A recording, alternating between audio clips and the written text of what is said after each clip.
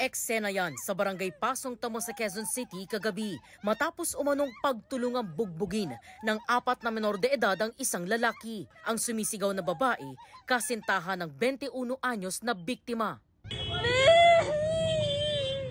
Kwento ng kaanak ng biktima, pauwi na ang magkasintahan ng masagi ng biktima sa isang eskinita ang isa sa mga sospek na bigla na lang daw nag-amok. Yung brother ko pa is nanghingi naman po ng patawad sa nangyari. And after po noon, nag-amok na po sila ng away po. Tumulong pa raw sa pambubugbog ang 3 kasama ng nasaging lalaki. Sinuntok na po siya sa likod, starting po sa ears po. Nadapa po yung kapatid ko. Pinipilit pa po nilang itayo kahit na natumba na siya para suntukin ulit.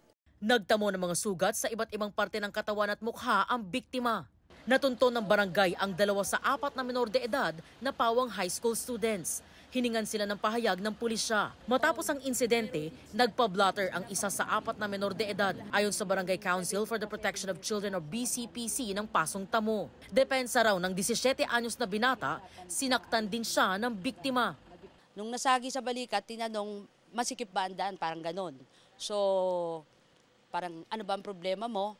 Medyo hindi naging maganda siguro ang dating doon sa batay lang to sa nalalaman ko po.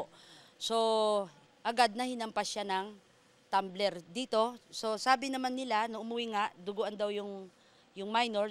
Tumangging magbigay ng pahayag sa media ang mga kaanak ng 2 natuntong minor, habang pinaghahanap pa ang 2 iba pa.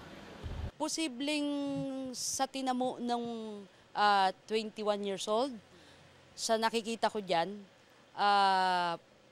talagang posible na sila ay maayano sa tinatawag natin na institution para sa mga tinatawag na CICL, Children in Conflict with the Law, under ng DSWD. Patuloy ang investigasyon ng pulisya sa insidente. Buti sumama siya.